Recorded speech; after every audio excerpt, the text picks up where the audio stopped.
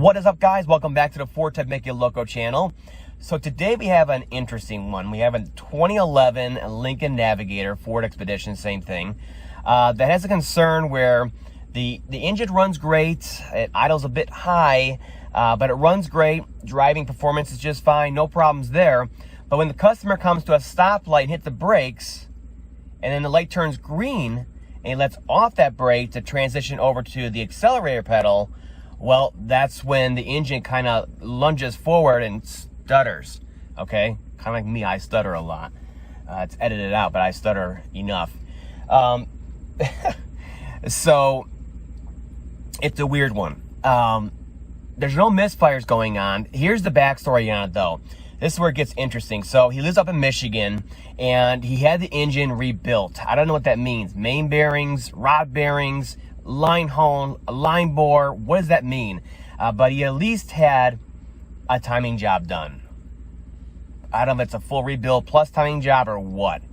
But after that, the customer got the vehicle back, spent a ton of money to get the engine rebuilt with supposedly all Ford parts, even though I look under the hood and I can see ignition coils that are not Ford ignition coils to start with.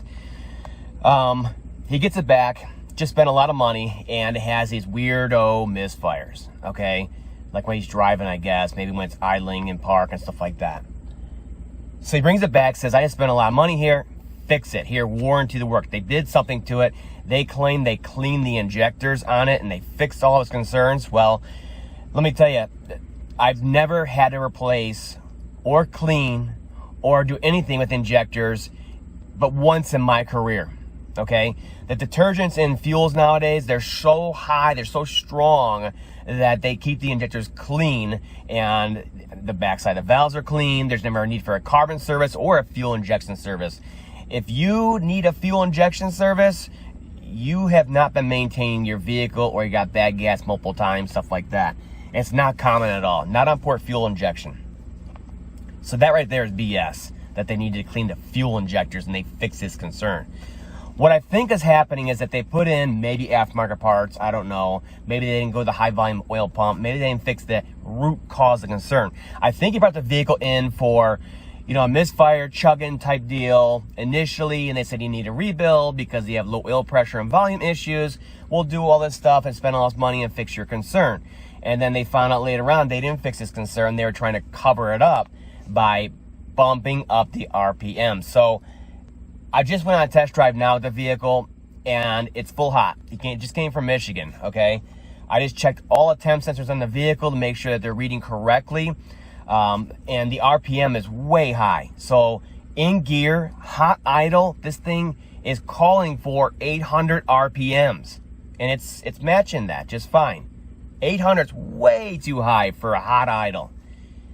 You take it out of hot idle in drive, and you put it into park at hot idle, and it's calling for, well, right now it's calling for 897 RPM. That's unbelievable. So I think what's happening here, and we're gonna find out here in a second, is the guy did a hokey rebuild on the engine.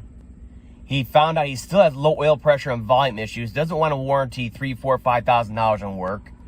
So what he did when he took it back for the misfire concerns is he actually put an aftermarket tuner on there and bumped the base RPM up, which of course increases the oil volume and pressure at a cold and hot idle. Now the interesting part here is that he says, of course, the engine's been running higher RPM cold, obviously, all vehicles do. It's gonna be so high that I think it's actually engaging the torque converter and, you know, powering through on there, and it's causing that stutter, okay? Because think about it, you let off your brake on there and you transition over to the accelerator, you're still at, you know, let's say 697 RPM. And then you press the accelerator and you're definitely increasing the RPM with your pedal to drive on. Well, this one is happening when he just lets off the brake and to go over to the accelerator pedal. Between there. So that creep between there, that creep forward, is when it's happening. I think it's all due to this RPM. Yeah, it's calling for 900 now. let's go to the scan tool and check it out. I'll show you guys what I mean. And I think there's some shady stuff going on up there in Michigan. All right, so check it out. We're full hot right now, okay? And we're creeping up on 1,000 RPM. Not normal, not right. Now at the factory calibration, all right? Let's look at some data on here. So if you have a high idle concern where you're like, well, it's a little too high, and you know that you didn't put in an aftermarket tune to adjust the parameters of the idle RPM, the one thing you want to look at is your temp sensors to make sure that they're reading right. Obviously, if they're reading like it's really cold outside, 20 degrees or lower, or 30 degrees or lower, of course it's going to bring the RPM up just like it does when it warms up the engine, okay? In this case, we're looking at them. That's CHT right there for cylinder head temp and intake air temp. They're both reading correctly. It knows the engine's nice and warmed up. We're in closed loop, etc., etc. All right. So you look down here, you can see it's asking for 900, and the throttle body and the fuel management system is matching that. It's doing what it's asked to do. Well, that parameter for this operating condition has been modified by the aftermarket tune. Who put it in? I don't know, but it's not right. Let's go outside real quick and listen to this thing. It sounds like a nightmare.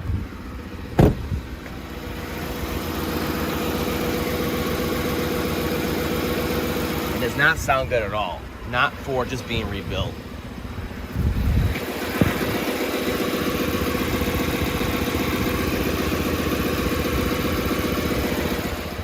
So it sounds like there's some kind of phase or knock going on. And then, of course, the RPM way high. You hear it? I mean, it's way too high. So what you can do on your scan tool is go in and go to the mode non-data on there. And, you know, back in the past, when you put an aftermarket tune in of any kind, it would actually change the part number from the Ford number to some kind of internal, you know, part number on it, you know.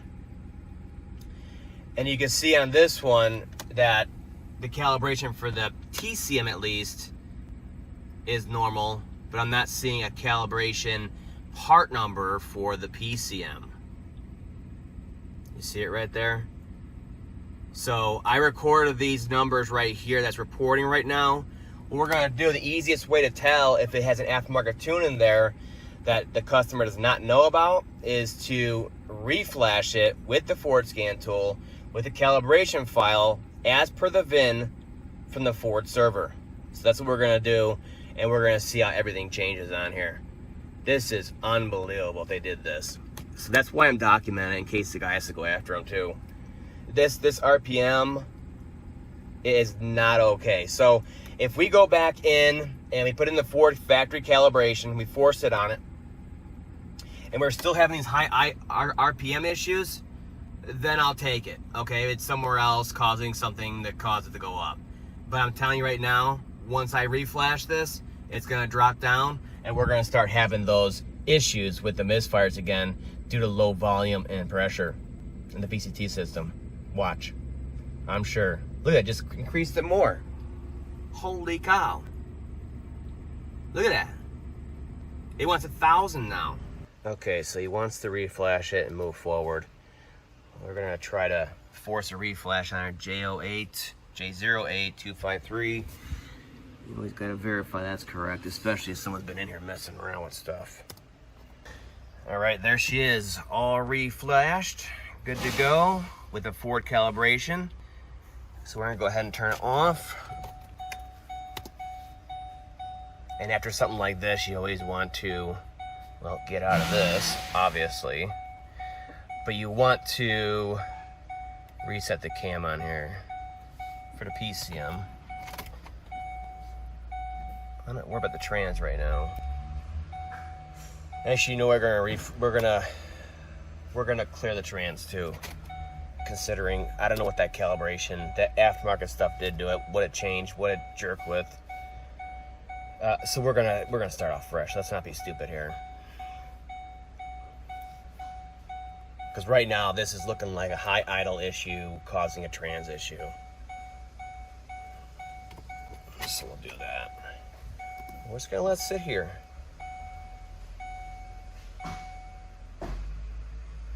So at first the customer's like, yeah, it's just fuel injector cleaning. And then he's like, yeah, he said the phaser fell apart and this and that. We changed that out while we're in there too. We warranty it with Ford. Okay, it's getting more and more interesting. All right, so we're gonna leave it off for a second. I'm gonna turn it on. It'll learn the throttle body position, and then we can go ahead and start it. I'm making my jump pack off, and we'll check it out. See what our RPM is now. Oh, sorry about the background noise, guys. Construction going on out there. It's creepy. It reminds me of the mechanized tanks and stuff like that. AAVs from the war.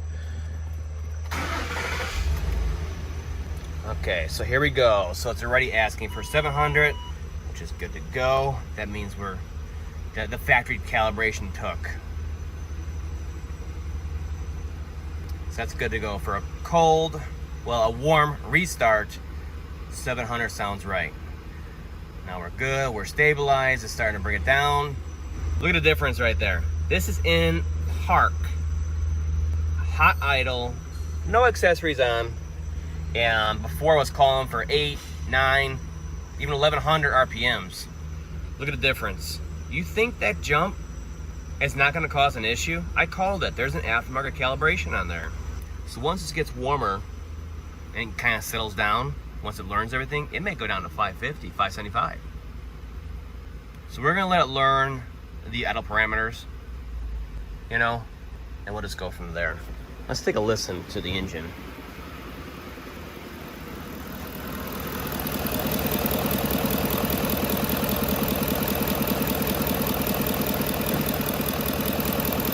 The actual engine doesn't sound so bad.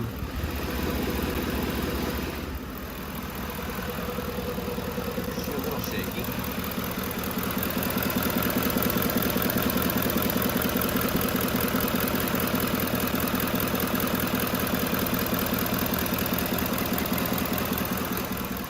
It's shaking a little bit. Let's check that. We're still asking for 600 here. Let's check power balance. It's a little shaky in the steering wheel. You see what I mean? I think he was trying to... See, when you increase RPM, you avoid a lot of issues like idle sag, wheel pressure and volume issues, all kinds of stuff like that. See, I called it, you know? You avoid a lot of stuff like that. Engines, when they come down at idle, the hot idle, factory idle, they can be a little, well, you got 5, 6, 7, 8. I told you.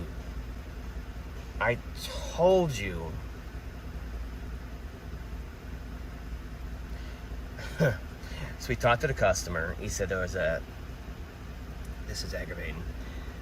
Talked to the customer. He said there's a fuel injector issue causing the concern. Okay? We cleaned the injectors, we're good. Went in there and talked to him again. Now he's telling me the guy changed a phaser on one bank because it was failed and causing issues. Did we see an issue here, guys? Yes. Cylinders 5, 6, 7, and 8. That's all bank 2. That is bank 2. The other side is gravy. So, the next question is, what the heck is going on here? Was there a oh my lord. Was there blocks put in and lockouts done? And it simulates VCTs? Or what? So we're missing in that whole bank. You got VCT error. It's good to go. Something funky's going on here. So we have a whole new issue here going on. Which again,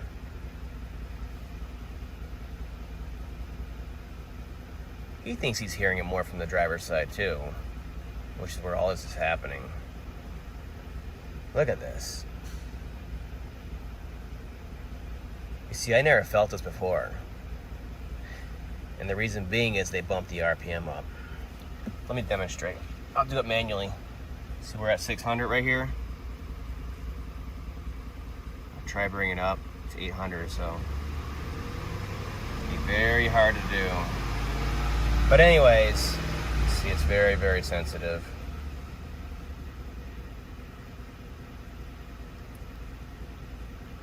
Let me try to do it for you guys. See, everything kind of evens out. You see that? How it evens out like that? A lot of things can be masked by increasing the RPM. Everything, fuel, everything is more sensitive at idle. So when you increase the RPM, everything kind of smooths out a little bit, helps each other out. If you come back down to idle, especially a factory low idle, and look what happens. This is what he did. He freaking lied to him. All right, so this is as far as I'm gonna go on this one. There's just way too many things going on here. The guy rebuilt it, changed a lot of stuff, and it's just gonna be a nightmare getting any deeper into it. Definitely not today, anyway. So that thumping is coming from this side, not from the intake. I don't know what's going on this side. And then this side over here is the side that's misfiring, all of it. Why? Who knows? It's timed right. Probably has a wrong profile cam in there. Could be a different series head in there. They swapped in on one side. I don't know. There's a lot of quality control things going on here. I'll tell you that right now. Look down here. Look at the cats real quick. Stuff like that. Look at the oil pan.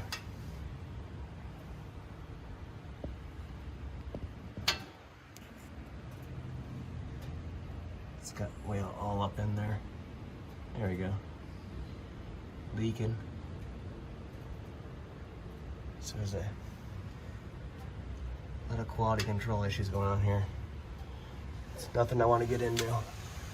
All right, so here is the backstory on this vehicle. So this video can keep going on and on and on forever as I was finding more and more stuff wrong with it, more and more stuff that they hid, trying to get this customer out the door and to leave them alone.